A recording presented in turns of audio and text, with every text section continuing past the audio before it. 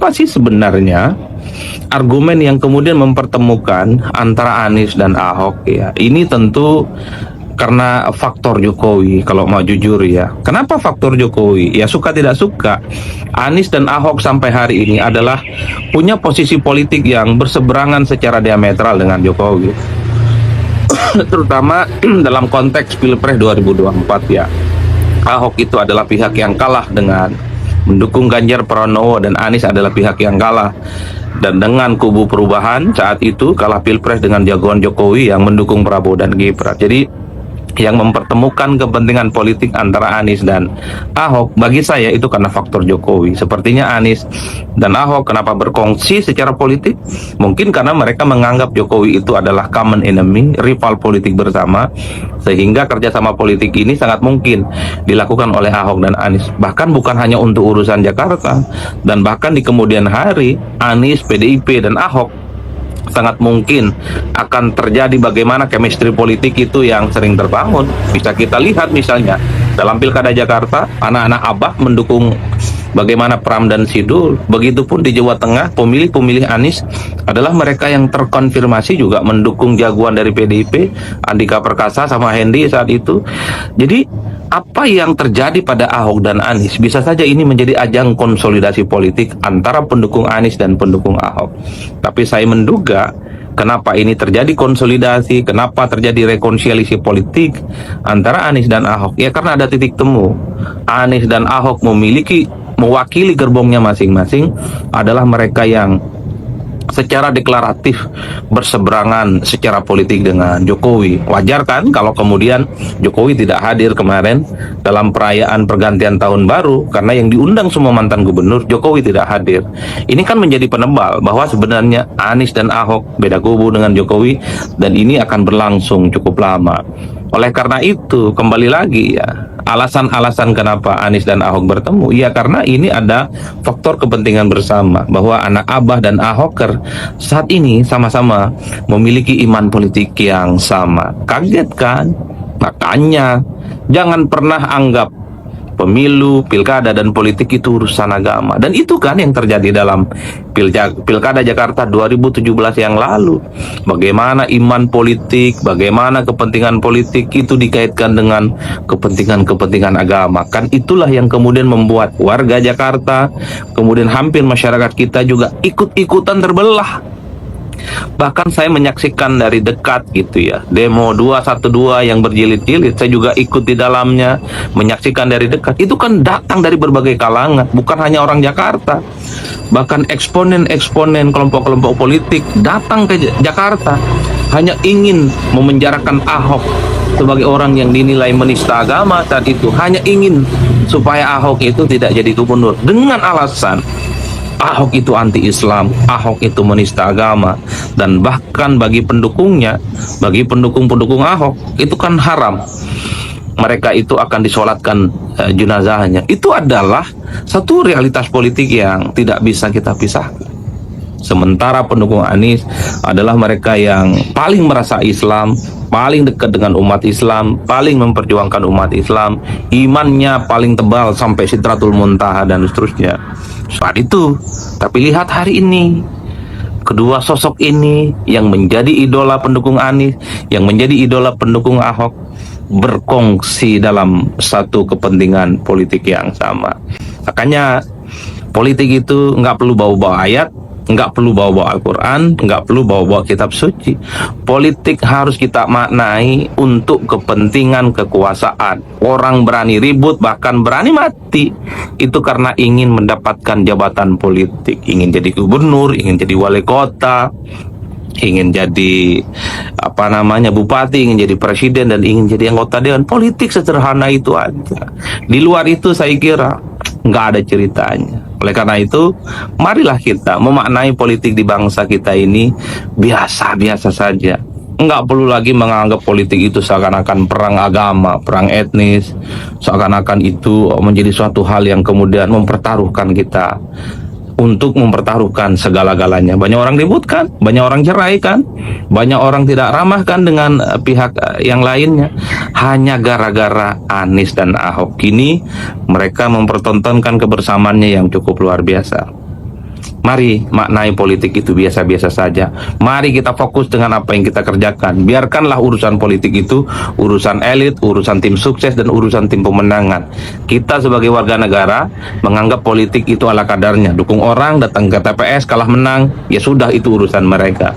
Kita fokus dengan kehidupan kita, bekerja, masuk kantor, dapat uang, pikirkan keluarga besar kita bersama. Saya kira di situ. Oke, halo teman-teman, kembali lagi bersama saya di channel ini. Salam NKRI harga mati. Teman-teman, dalam video ini kita telah mendengarkan sebuah edukasi yang disampaikan oleh Bung Adi Prayitno. Tentunya hal-hal seperti ini menjadi sebuah pemahaman bagi kita dalam menilai perjalanan politik yang ada saat-saat ini. Memang di negara kita dipenuhi dengan berbagai macam dinamika-dinamika yang ada, dan itu disebabkan karena kepentingan para pejabat yang hanya mementingkan kepentingan pribadi tanpa mengetahui bahwa konsekuensi dari tindakan-tindakan mereka tersebut membuat sesuatu kegaduhan. Nah, beberapa hari lalu kita melihat sebuah video yang dimana dan berita yang dirilis di media sosial bagaimana pertemuan Ahok dengan Anies. Ini menuai perhatian masyarakat yang begitu banyak. Kenapa? Karena mereka lihat sosok figur ini yang sering sekali muncul, yang membela keadilan, karena bisa dikatakan dalam kutip negara kita sedang tidak baik-baik saja, dan dengan berbagai macam hal yang semestinya diselesaikan di dalamnya itu malah diabaikan oleh mereka-mereka penegak hukum, sehingga tinggal pengamat-pengamat politik dan figur-figur politik seperti Ahok, seperti Anies, dan berbagai macam orang-orang yang lain yang peduli dengan negara ini. Nah, apa yang disampaikan oleh Bung Adi Prayitno, ya, betul sekali. Makanya dari dulu juga Pak pernah ikut-ikutan konflik. Mending cari aja nafkah buat keluarga, selamat dari masing-masing SDM. Ya, tindakan-tindakan Mulyono yang hanya mementingkan keluarganya, mementingkan kepentingan pribadi, dan masyarakat pun yang jadi korban dengan tindakan-tindakan tersebut. Dia membuat sesuatu hal yang menjadi kegaduhan. Satu persatu negara kita dirusak tatanan demokrasi oleh Mulyono dengan mencalonkan Gibran di saat itu sesuatu hal yang menurut saya benar-benar konyol.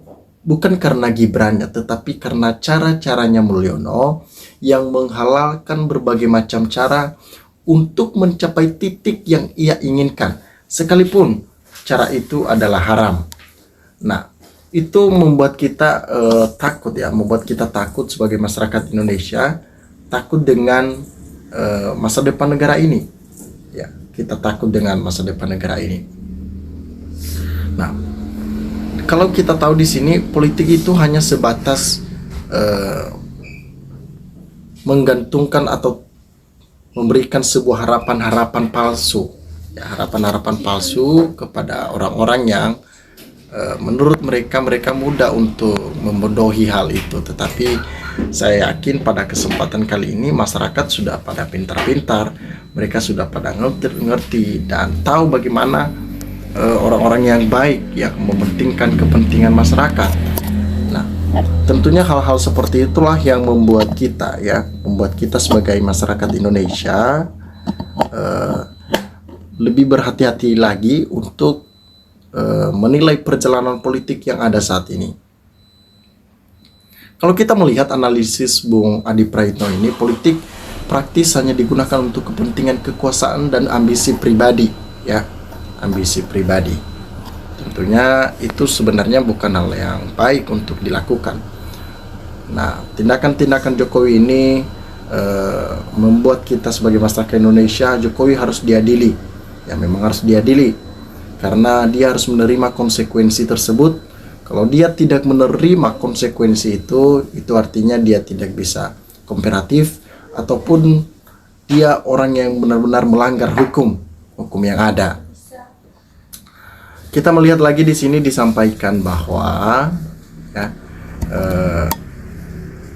Dengan perseteruan Jokowi dengan PDIP membuat kita sebagai masyarakat Indonesia dan mengerti bahwa banyak hal yang mestinya kita selesaikan bersama-sama di sini.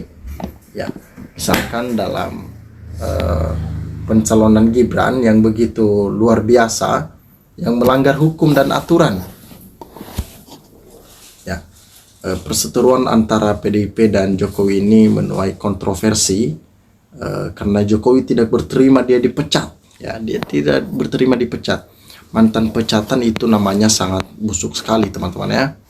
Nah, teman-teman silahkan berikan tanggapan teman-teman di dalam kolom komentar ini sehingga kita dapat bertukar pikiran antar satu dengan yang lain lewat kolom komentar ini. Terima kasih teman-teman. NKRI harga mati.